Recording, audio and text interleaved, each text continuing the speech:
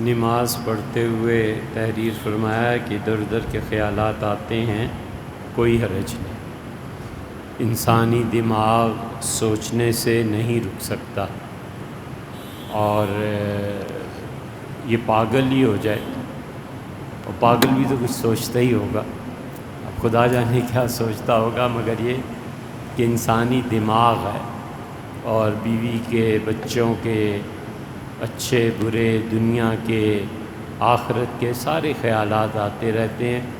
کوشش کرتے رہنا چاہیے کہ یکسوئی ہو مزاج میں، اللہ کی طرف ذہن لگا رہے، اور اگر یکسوئی کسی کو نصیب ہو تو باقی 100-200-400 سوئیاں جو ہیں یہ ختم ہو جاتی ہیں، تو وہ یکسوئی حاصل کرنے کے لیے محنت کرنی پڑتی ہے، عام زندگی میں پریکٹس کرنی چاہیے۔ مثلاً دوپہر کو، رات کو سوتے ہوئے آخری عمل اللہ سے بات کرنی ہو کہ اللہ آپ نے یہ انعام کیا، کسی دن اور ٹاپک لے لے، کسی دن اور ٹاپک لے لے، اللہ آپ نے بڑے انعامات فرمائے، اللہ یہ مجھ پہ ظلم ہو گیا، اللہ اس سوسائٹی میں یہ ظلم ہے، اللہ یہ کر دے، یہ کر دے، تو آہستہ آہستہ یکسوئی آ جاتی۔ اب اتنی نماز کے گرد و پیش کا دھیان ہی نہ رہے کسی آدمی کو، یہ صوفیہ جو مراقبات کراتے ہیں یہ اس میں کبھی آتی ہے کہ اسے گرد و پیش کے متعلق بالکل بے خبری ہو جائے، وگرنہ حضرت رسالت مآب صلی اللہ علیہ وسلم نے ارشاد فرمایا کہ میرا جی چاہتا ہے میں تمہیں لمبی نماز پڑھاؤں، پھر میں بچے کے رونے کی آواز سنتا ہوں تو میں نماز کو مختصر کر دیتا ہوں کہ کہیں اس بچے کی ماں بیچاری آزمائش میں مبتلا نہ ہو جائے کہ نماز توڑوں کہ بچے کو سنبھالوں۔ تو اس لیے بالکل فکر نہیں کرنی چاہیے، دماغ کا اپنا کام ہے، سیدھی طرح منہ سیدھا کرے اللہ کی طرف اور نماز پڑھے۔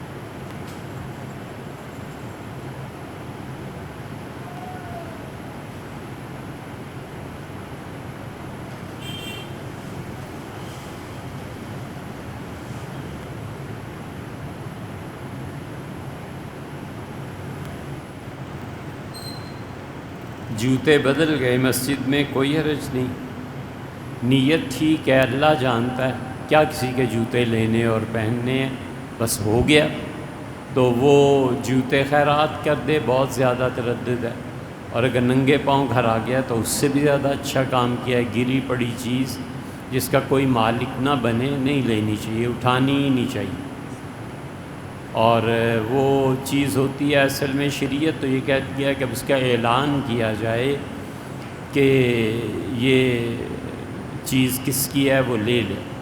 کتنا اعلان کیا جائے؟ امام ابو حنیفہ رحمۃ اللہ علیہ نے فتویٰ دیا کہ 1 سال اعلان کیا جائے اس جگہ پہ آ کے۔ امام صاحب رحمۃ اللہ علیہ فرماتے تھے، ایک مرتبہ انہوں نے رجوع کر لیا، انہوں نے کہا بھئی اشتہار شہرت ہو جانا کافی ہے، سال کی قید نہیں ہے۔ تو لوگوں نے کہا حضرت فتویٰ کیسے بدل دیا؟ فرمایا میں کل جا رہا تھا اور ایک گٹھڑی پڑی ہوئی تھی اور ایک عورت بار بار مڑ کے اس کی طرف دیکھ رہی تھی گلی میں، تو میں نے وہ اٹھا لی، تو میں نے کہا یہ آپ کی ہے؟ اس کا میری نہیں ہے۔ تو فرمایا اگلی گلی میں اتنے میں پہنچ گیا، تو میں نے کہا پھر اس نے کہا آپ یہاں آ کے 1 سال تک بتاتے رہنا کہ کس کی گٹھڑی ہے، تم سے لے لیں۔ امام صاحب رحمۃ اللہ علیہ فرماتے تھے ان کے پاس کہاں وقت تھا کہ آ کے 1 سال اس گلی میں اعلان کرتے رہتے۔ امام صاحب رحمۃ اللہ بربنائے عقل جو ایسے فتوے ہوتے ہیں تو اس کے متعلق ارشاد فرمایا تو ہو جاتا ہے، ایسے کوئی حرج نہیں ہے، نیت انسان کی درست ہو۔ یہ انما الاعمال بالنیات جو ہے نا، اس سے ہمارے حنفی فقہا نے بڑا زبردست کلیہ نکالا ہے۔ وہ کہتے ہیں اس کا مطلب یہ ہے کہ الامور بمقاصدہا، کوئی بھی کام اس کے مقصد کے اعتبار سے دیکھا جائے گا کہ کیا ہے۔ حضور اقدس صلی اللہ علیہ وسلم نے اسی لیے ان لوگوں کی بھی اپریشیٹ کیا ہے، حضور اقدس صلی اللہ علیہ وسلم نے ان لوگوں کو بھی گویا اجر اور ثواب کا مستحق ٹھہرایا ہے مختلف انداز میں جن کی اولاد نہیں ہوتی لیکن وہ اس کے لیے کوشش کرتے رہتے ہیں، کیونکہ اس کا مقصد تو یہی ہے نا کہ اولاد ہو جائے۔ اب یہ مقصد اللہ کے ہاں ہے نہیں ہے اللہ ہی جانتا ہے، لیکن اس نے اپنی کوئی کسر نہیں چھوڑی، کوئی کمی نہیں چھوڑی۔ بس اسی طرح الامور بمقاصدہا، کاموں کا اعتبار ہوتا ہے مقصد یہ ہے کہ جوتے کسی کے لے کے بھاگ جائے، مقصد یہ ہے کہ نہیں یہ جوتے اس کو تنگ ہو رہے ہیں، تکلیف دے رہے ہیں، اس کو میں غائب کر دوں۔ مقصد یہ ہے کہ یہ جوتے بھائی بھی پہنتے ہیں، یہ جوتے شوہر بھی پہنتے ہیں، بھائی کا انتقال ہو گیا، شوہر یاد آتا ہے ان جوتوں کو دیکھ کے، اس نے جوتے اٹھا کر ادھر ادھر کر دیے تاکہ یہ ایک نشانی جو بھائی کی ہے یہ نہ رہے، میں روز تنگ ہوتی ہوں اس سے۔ تو ہر کام اس کے مقصد کے اعتبار سے دیکھا جاتا ہے، تو اس لیے مقصد اس کا ٹھیک ہے تو بس بات ٹھیک ہے۔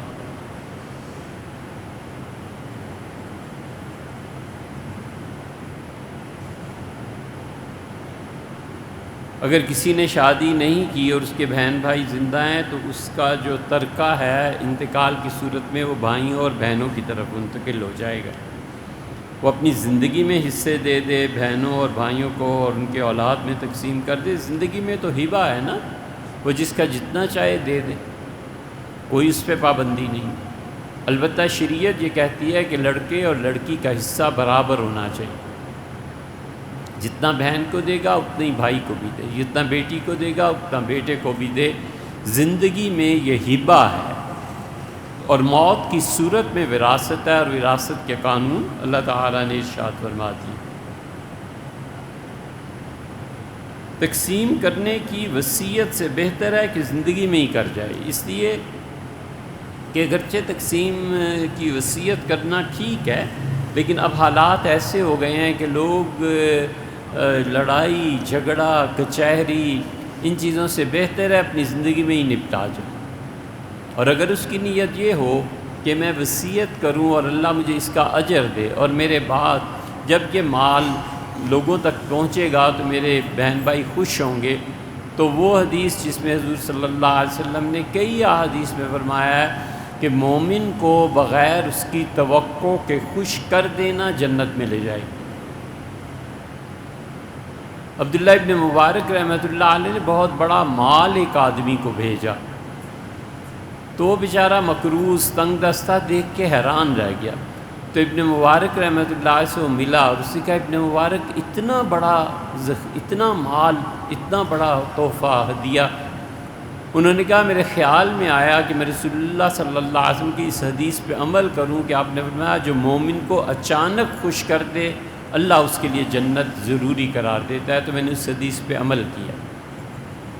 تو اب اس آدمی کا مقصد یہ ہے کہ وصیت جب یہ پڑھیں گے تو خوش ہوں گے، بالکل ٹھیک ہے، لیکن بالکل ایک ایک سوتر اور ایک ایک پائی کا حساب کر دینا چاہیے، ایسے نہ ہو یہ وصیت بعد والوں کے لیے جھگڑا بن جائے، سب چیزیں کلیئر کرنی چاہیے۔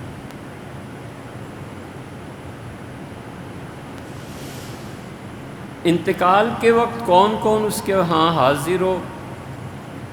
چاہیے کہ جب اس پہ نزع کا عالم طاری ہو جائے تو ایک تو ان لوگوں کو نہیں رہنا چاہیے جس سے اس مرنے والے کی کوئی لڑائی جھگڑا تھی، کیونکہ وہ وقت ہے اللہ کی رحمت کا، اور وہ وقت ہے اس کا کلمہ پڑھنے کا، اور وہ وقت ہے اس کا اللہ کو یاد کرنے کا جو 2-4 منٹ باقی رہ گئے ہیں۔ ایسی صورت میں اس کے سامنے کوئی بھی ایسا شخص آ جاتا ہے، سالہ آ جاتا ہے، بہنوئی آ جاتا ہے، کوئی دوست مل جاتا جس کے ساتھ ساری زندگی دشمنیاں رہیں، تو اب اس کا دماغ اس کی طرف لگ جائے گا۔ اس لیے فقہا کہتے ہیں کہ بہتر یہ ہے کہ جس شخص کے ساتھ اختلافات تھے، لڑائیاں تھیں، ان کو اس مرنے والے کے کمرے میں نہ لایا جائے کہ وہ اللہ کی یاد سے ذہول نہ ہو جائے، اللہ کی یاد سے کہیں غفلت نہ آ جائے، وہ انہیں پرانے چکروں میں نہ پڑ جائے۔ اسی طرح ہر وہ مرد و عورت جس پہ غسل واجب ہے وہاں نہیں ہونا چاہیے، اس لیے کہ اللہ کی رحمت کے جو فرشتے ہیں نا وہ کچھ دیر کے لیے ہٹ جاتے ہیں۔ ان میں فرق کرنا چاہیے۔ ایک وہ خواتین ہیں جو ایام کی حالت میں ہیں، ان کو نہیں کہا، وہ تو ایک مجبوری ہے بس اللہ کی طرف سے، وہ جو بھی ہو، بہنیں بیوی جو بھی ہو کوئی حرج نہیں۔ ایک ہے کہ وہ ایام کی حالت سے نکل گئیں اور بھی صرف نہانا باقی ہے، یا کوئی مرد ہے اور اس پہ غسل واجب ہے، ان دونوں کو نہیں آنا چاہیے، اس لیے کہ ان کے جسم سے ایک ایسی بو ہوتی ہے جس سے فرشتوں کو وحشت ہوتی ہے، تو رحمت کے فرشتے نہیں آتے، تو انہیں خود احتیاط کرنی چاہیے کہ نہائیں فوراً اور حاضر ہو جائیں، یا یہ کہ یہ پھر اس جگہ پر نہ جائیں جہاں پہ اس شخص کا انتقال ہو رہا ہے۔ یزید کے متعلق بھیا یہ بار بار باتیں تھوڑے ہی ہوتی ہیں، روز روز تھوڑا ہی ہوتا ہے کہ ہم ایک ہی ٹاپک کو، یہ 50 مرتبہ یزید کا مسئلہ ڈسکس ہو چکا ہے، ہم نے بڑی تفصیل سے بیان کیا ہے کہ یزید ہمارے نزدیک فاسق و فاجر تھا، حنفی فقہا میں سے کچھ اس پہ لعنت کے قائل ہیں، یہ علماء سمرقند اور بخارا وغیرہ وغیرہ کہ اس پہ لعنت بھیجتے تھے۔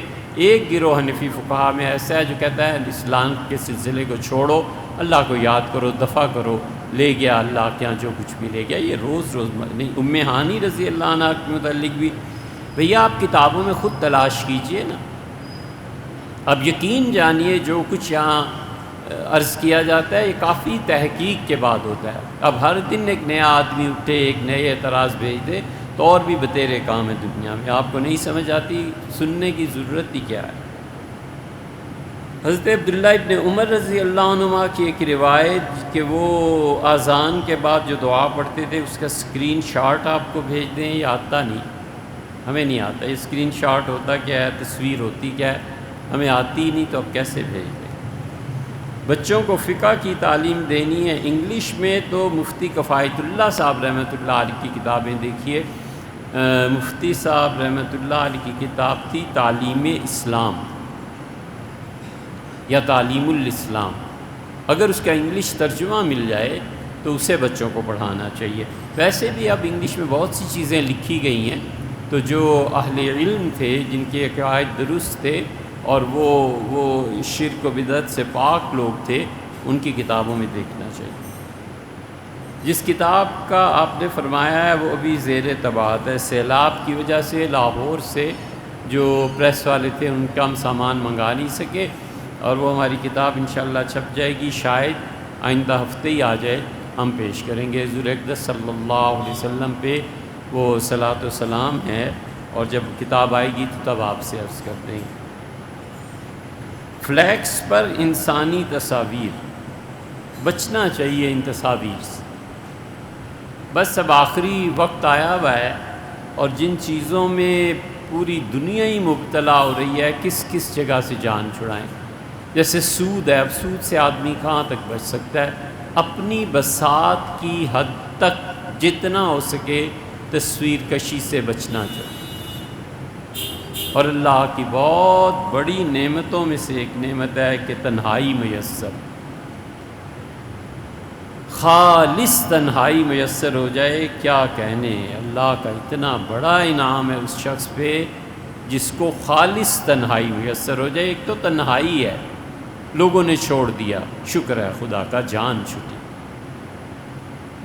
لوگ جس کو چھوڑ دیں اس زمانے میں بڑا اچھا، وہ خود چھوڑ دے، تارک الدنیا ہو جائے، وہ بھی اچھا ہے کہ بس جو ضروری حقوق ہیں پورے کیے، باقی نہ تعریف پہ خوشی اور نہ مذمت پہ غم، عنقریب مر جانا ہے، اللہ کے حضور پیش ہو جانا ہے، تم الزام لگاتے ہو تو وہاں جواب دے لینا، تعریف کرتے ہو تو اللہ تمہیں وہاں ثواب دے گا، میرا لینا کیا اور دینا کیا۔ اور تنہائی اس سے بھی خالص ہو، کیا کہنے، کیا کہنے، اللہ کی خاص رحمت اور فضل ہے اس انسان پہ جس کی تنہائی خالص ہو جائے، یعنی تنہائی اپنے سے بھی جدائی ہو جائے۔ اگر اپنے وجود کا ادراک رہے کہ میں ہوں تو تنہائی تو نہ ہوئی نا یار، اپنا وجود تو ہے نا، میں تو ہوں نا۔ جس دن اس میں سے گزر گیا اور یہ بھی یاد نہ رہا کہ میں ہوں، کچھ نہیں، بس یہ خالص تنہائی ہے۔ یہ اللہ کسی کو نصیب کر دے تو اس مقام تک پہنچ جاتا ہے جس مقام کا حضور صلی اللہ علیہ وسلم نے فرمایا کہ وَلَئِنِ اسْتَعَاذَنِي لَأُعِيذَنَّهُ، اور اگر وہ ہم سے پناہ مانگے گا تو ہم ضرور پناہ دیں گے۔ وہ ہم سے دعا کے لیے ہاتھ اٹھائے گا، ہم اس کی ضرور ضرور مانیں گے، ہم اس کو ہر وہ نعمت دیں گے دنیا اور آخرت کی جس کی وہ طلب کرے گا۔ وہ جو مقام ہے نا، وہ اس وقت آتا ہے جب خالص تنہائی ہو جائے، ہر تمنا دل سے رخصت ہو گئی، اب تو آ جا، اب تو خلوت ہو گئی۔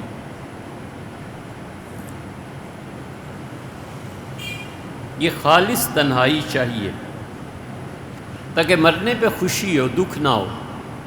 کس کو چھوڑ کے مرنا ہے؟ اسی کے پاس تو جانا ہے جس کی خاطر ساری زندگی مشقتیں پیلتے رہے۔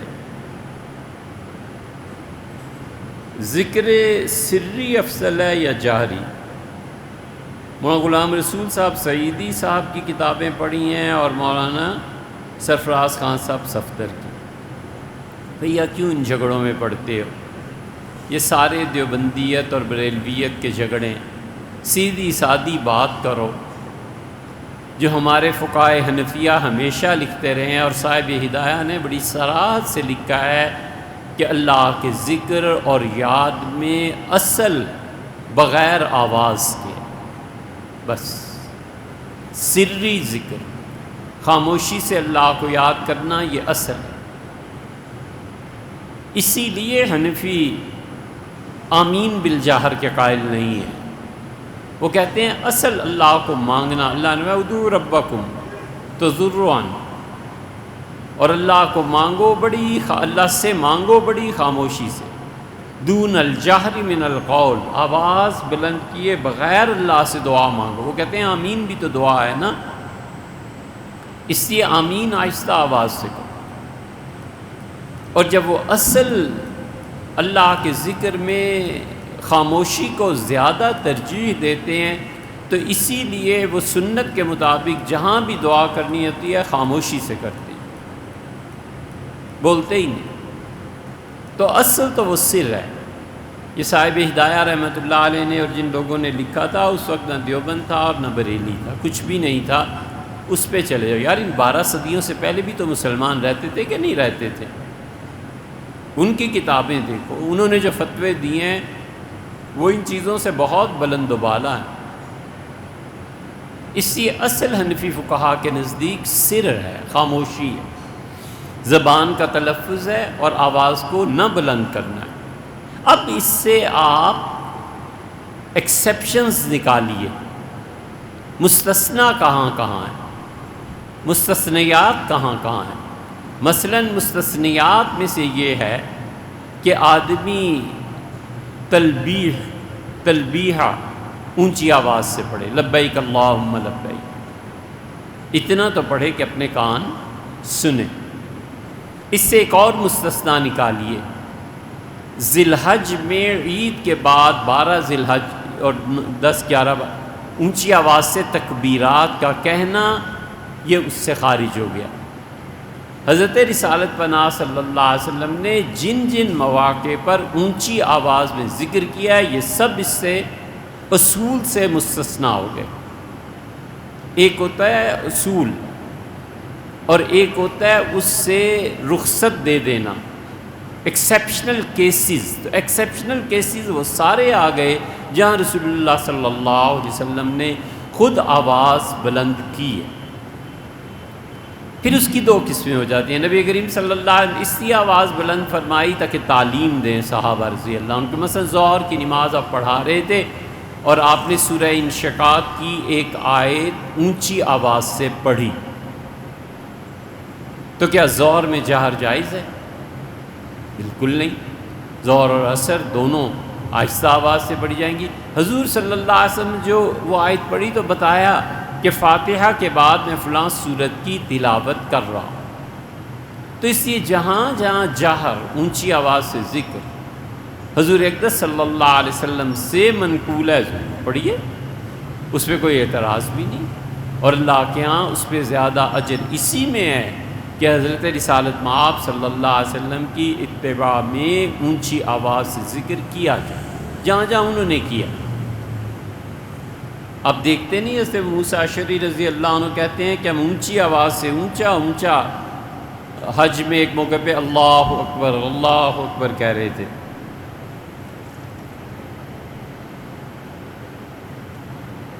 ایک مقام پہ آیا کہ سفر میں تو حضرت رسالت مآب صلی اللہ علیہ وسلم نے اونچی آواز میں ہم سے کہا کہ تم جسے پکار رہے ہو وہ بہرا نہیں ہے کہ تمہاری اونچی آواز کو سن لے گا اور آہستہ آواز کو نہیں سنے گا. آرام سے سکون سے اللہ کو یاد کرو. اس لیے ایک ہے شریعت کے کام کو شروع کرنے میں جلدی کرنا. وضو کیا، یہ کیا، یہ کیا. ایک ہے جب اس عمل کو شروع کر دیا جائے تو اب بڑے سکون سے، بڑے وقار سے. حضور صلی اللہ علیہ وسلم کہتے ہیں علیکم السکینہ، سکون سے اب کرو. شروع کر دی نا نماز، اب آرام سے پڑھو. سلام پھیرا تو فرمایا میں نے نماز میں تھا تو کسی کی رکعت رہ گئی تھی، وہ جلدی جلدی آیا. کون تھا؟ عرض کیا میں ہوں اللہ کے. شاید حضرت معاذ رضی اللہ عنہ تھی شاید. تو حضور اکرم صلی اللہ علیہ وسلم فرمایا معاذ بہت وقار سے چلا کر. یہ جو انسانی چال ہے نا چلنے کی، یہ حضور صلی اللہ علیہ وسلم اس پہ نظر رکھتے تھے. فرمایا کبھی ایک جوتا پہن کے نہ چلو، ہمیشہ دونوں جوتے پہنو یا اتار دو. وقار میں فرمایا کہ اس طرح چلو جیسے مطلب ایک شریف آدمی چلتا ہے. اسی لیے قرآن میں بھی آیا، اللہ کہتا ہے یمشون فی الارض ہونا، وہ زمین پہ بڑے وقار سے چلتے ہیں. تو انسانی چال بتاتی ہے کہ متکبر آدمی کیسے چلتا ہے، بے حیا آدمی کیسے، ولیعذ باللہ فلاں آدمی کیسے، فلاں کیسے چلتا ہے. تو فرمایا نماز میں آؤ بڑے سکون اور وقار سے. تو اس لیے جہاں جہاں بھی حضرت رسالت پناہ صلی اللہ علیہ وسلم نے لوگوں کو جہر سے ذکر کا حکم، وہاں جہر ہے، یہی ہے تو سر ہے. عاشورہ کی روایات لکھ بھیجی ہیں. عاشورہ کی بہت روایات ہیں بھائی، سب جھوٹ پہ مبنی ہیں. کتنی روایات کا ہم رد کریں یا یہ کریں وہ کریں، بہت مشکل ہے، نہیں ہوتا. ابن جوزی نے لکھا ہے، ابن قیم نے لکھا ہے. اہل تشیع کے ہاں بہت روایات ہیں جو ہمارے نزدیک ثابت نہیں ہیں. ہمارے نزدیک اصول کی بات وہ ہے جو حضرت عبداللہ ابن عباس رضی اللہ عنہما نے کہی. وہ جب بصرہ کے گورنر بنے تو ان کے سامنے بہت سی چیزیں رکھی گئیں کہ حضرت علی رضی اللہ عنہ نے یہ فیصلے کیے، یہ فیصلے کیے. تو ابن عباس رضی اللہ عنہما نے یہ مسلم کے مقدمے میں آیا رد کر دیا اور ان کہا کہ امیر المومنین یہ فیصلہ نہیں کر سکتے، علی یہ فیصلہ نہیں کر سکتے.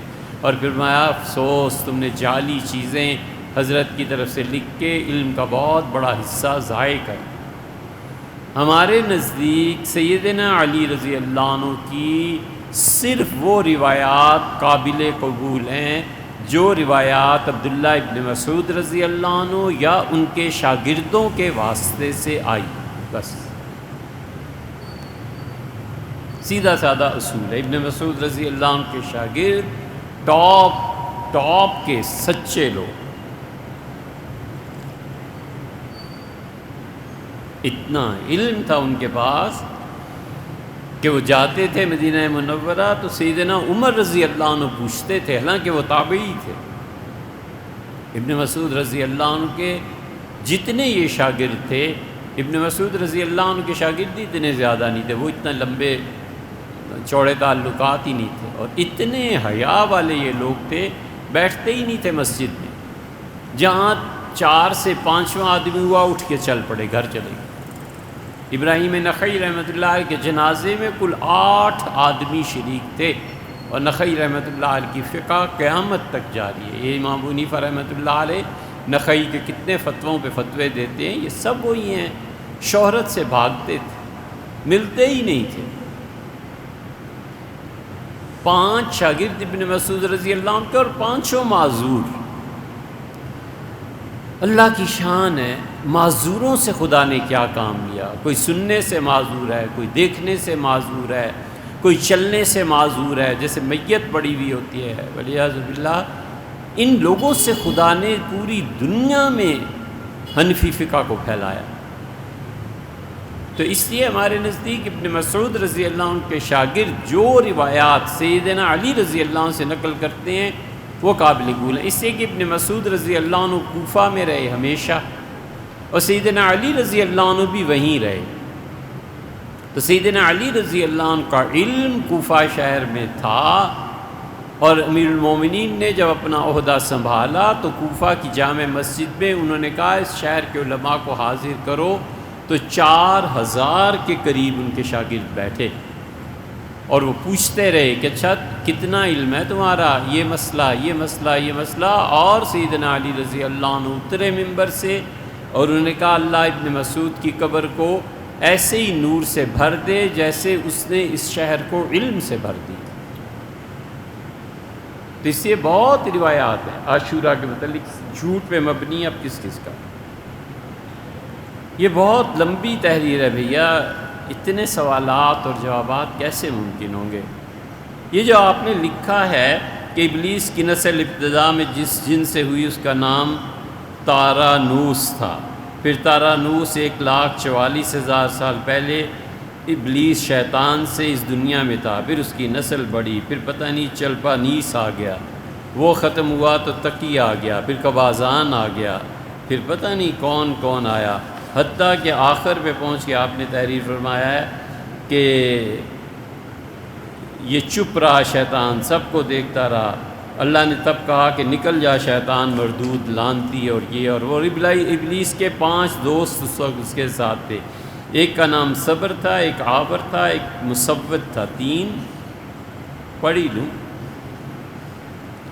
چوتھا واسم تھا، 5واں زکیوس تھا، یونانی تھے، یہ کہاں سے تھے؟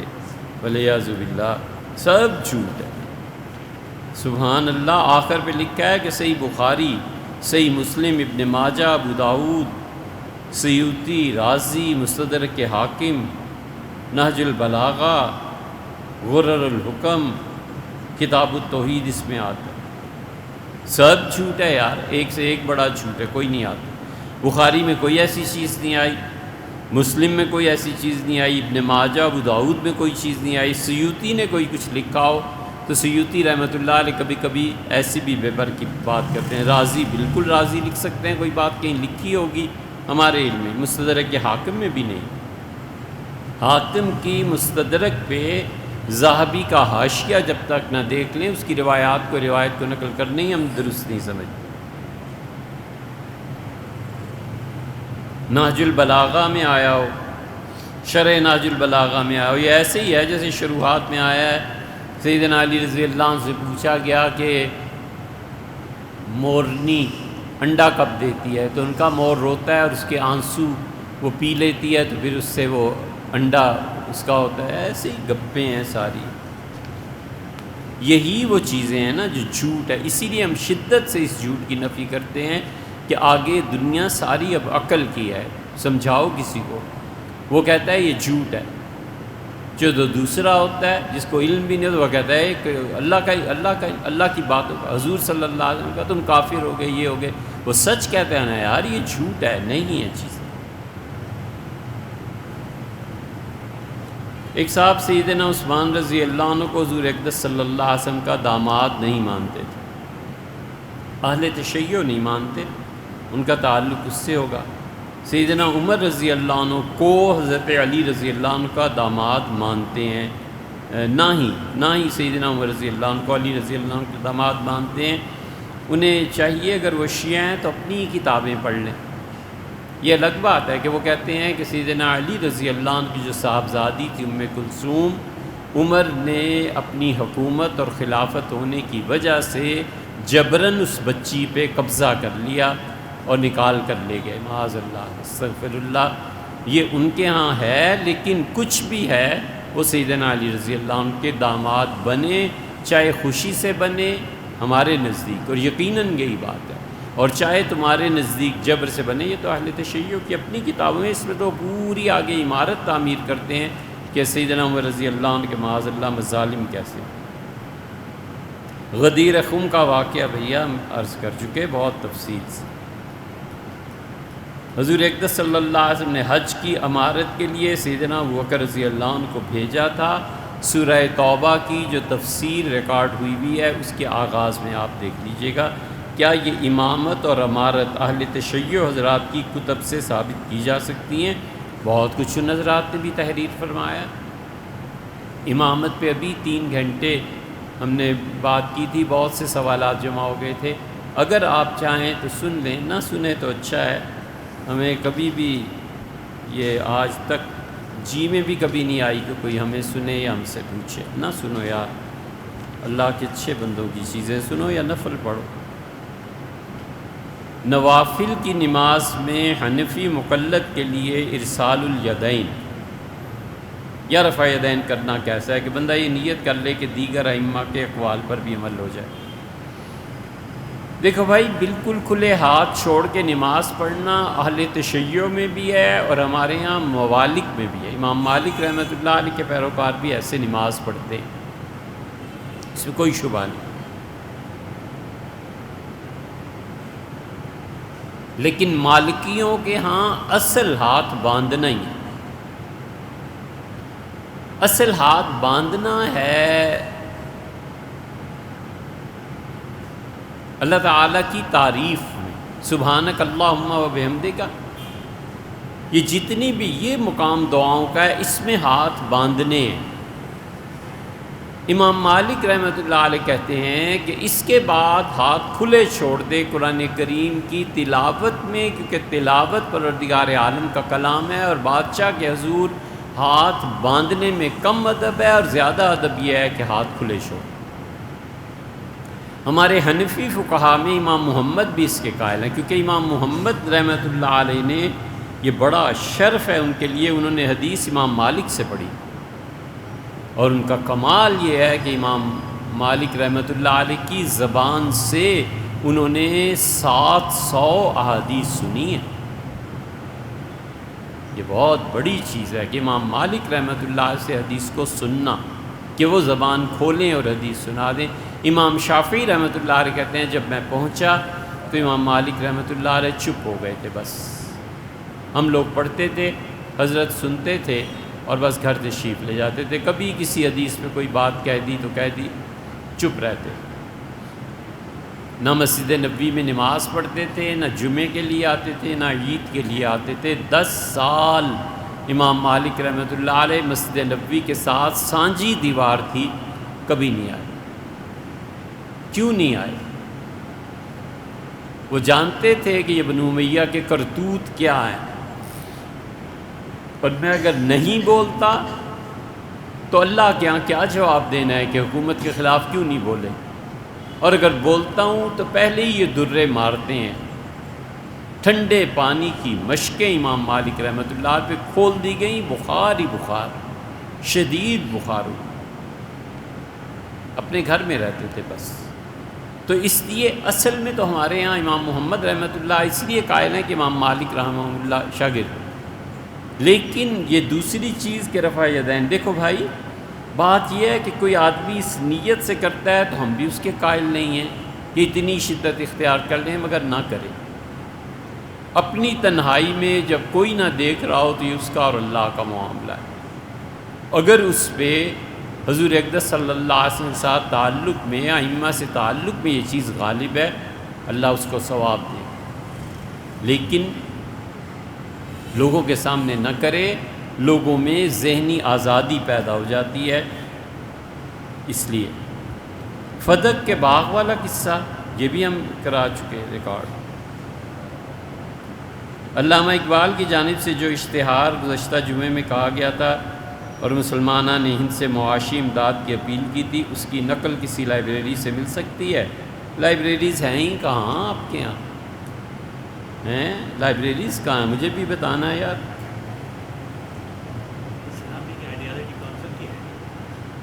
اسلامک آئیڈیالوجی کون سے لائبریری ہے کہ مزار؟ لائبریریز رہی نہیں بھیا، کہاں ہیں ہمیں بھی بتاؤ۔ 5-10 لاکھ کتابیں تو ہوں نا، یہ کیا 10-20 ہزار کتابیں، وہ بھی کوئی چیز؟ اس لیے کہ آپ اس تہذیب سے ہی پیدا نہیں ہوئے جس تہذیب میں تعلیم ہوتی تھی۔ میں ایک موٹی سی مثال مختصر سی دیتا ہوں۔ جو لوگ 1960-70 کا زمانہ جانتے ہیں، ان سے پوچھنا کہ گلیوں میں بچوں کی کتابوں کی ایک لائبریری ہوتی تھی، عمران سیریز اور پتہ نہیں فلانے کے ساتھ کیا ہوا اور حالی پہ کیا گزری، اور وہ 5 پیسے 2 پیسے کی کتاب دیتے تھے، بچے پڑھتے تھے۔ یہ پنڈی میں بھی تھا، اسلام آباد تو خیر پیدا ہی بعد میں ہوا، لاہور میں بھی تھا، ہر جگہ، اور کراچی میں بہت زیادہ تھا، گھروں میں ہوتا تھا، گھر میں نا 10 کتابیں 15 کتابیں 20 کتابیں، اور یہ وہ کرنے والے اگر آپ یاد کریں، اگر آپ کو آپ کے والد کو یاد کرو، یہ ہندوستانی ہوتے تھے، پنجابی کبھی نہیں ہوتے تھے، پٹھان تو خیر بالکل ہی پٹڑی سے اترے ہوئے تھے، کبھی بھی یہ ہمیشہ ہندوستانی ہوتے تھے۔ کراچی میں ہمیشہ ہوتا تھا، اس لیے کہ کراچی میں جو مہاجرین تھے ان کی تہذیب تعلیم کی تھی، ان کی تہذیب آزادی سے بات کرنے کی تھی، ان کی تہذیب میں جب اپنا حق نہ وصول ہوتا ہو تو سازشوں کے ذریعے اپنا حق وصول کرنے کی تھی، کہ سازشیں کرو۔ وہ ایک پوری خاص تہذیب ہندوستان سے لے کے آئی تھی، یہاں کبھی پڑھنے کی تہذیب پیدا ہی نہیں ہوئی تھی۔ انگریزوں نے جتنی زمین پہ پاکستان بنوایا تھا یا بنایا تھا، وہ ایسا تھا کہ 300-400 سال تو آرام سے ذرا تم کوئی تہذیب اپناؤ تو پتہ چلے۔ اسی وجہ سے پھر اہل تشیع کا بھی تھا اثر، اسی لیے انہوں نے بانی پاکستان کی حاجی ہدایت حسین صاحب نے وفات ہوتے ہی غسل دیا، اور فاطمہ جنا فرماتی تھیں کہ کوٹھی کے اندر ہی نماز پڑھ لی۔ انیس الحسنین مجتہد تھے اہل تشیع کے، وہ بلائے گئے اور انہیں شیعہ طریقے پہ نماز پڑھ لی۔ کراچی کے ڈپٹی کمشنر ہاشم رضا اور یہ سارے لوگ سرکاری حضرات نے نماز پڑھی اہل تشیع کے مطابق، اور یہ یوسف ہارون فیملی جو ہے نا، ان کے بچے میں خود بتاتے تھے کہ ہمارے دادا یہ کہتے تھے، والد یہ کہتے تھے، ان سب نے جنازہ اندر ہی پڑھ لیا۔ وہ تو پھر بعد میں اٹھا کر سیاسی جنازہ اور نواز شبیر احمد صاحب عثمانی نے پڑھا۔ تو ہندوستان سے جو لوگ آئے تھے وہ تہذیبی مختلف تھی، اس لیے کراچی کے لوگ اب بھی بڑے پڑھے لکھے ہیں، اس لیے ان کے ہاں دیکھیں تو یہ MQM نے شروع کیا، ورنہ اس سے پہلے ہر مہینے کہیں مشاعرہ ہو رہا ہے، کہیں کتابوں پہ بحث ہو رہی ہے۔ اب تک دیکھو اردو میلہ کتابوں کا سب سے زیادہ کراچی میں لگتا ہے، اس کو دیکھا دیکھی پھر لاہور اور اسلام آباد میں بھی شروع ہوا، ورنہ کراچی والے پڑھے لکھے لوگ تھے، تو یہ پوری ایک تہذیب تھی جو آئی ہے وہاں پہ، اور انہوں نے تعلیم کو، ان چیزوں کو، تو ہمارے علاقوں میں کوئی پڑھے لکھے لوگ تھوڑے ہی تھے۔ یہاں تو اب تک پیڑ پڑتا ہے، یہاں تو اب تک بٹیرا خوش ہوتا رہتا ہے، یہاں تو اب تک مرغوں کی لڑائی ہوتی ہے، دیکھا نہیں کبھی؟ چلے جاؤ سارے چکوال میں، ادھر ادھر ہر جگہ۔ یہ کیا ہے؟ تہذیب نہیں۔ تو جب ملک کی اکثریت ایسی تہذیب پر مبنی ہو جو صرف ذاتی انا اور ذات میں مشتمل ہوں، تو وہاں کہاں لائبریری آپ کو ملے گی؟ یہ آپ، میرا خیال ہے غالباً اقبال اور بھوپال، یہ جو کتاب ہے نا، اس میں اس کا تذکرہ ہے، ہم نے پڑھا تھا، باقی وہ اشتہار کہیں مل جائے تو ہمیں بھی دیجیے گا۔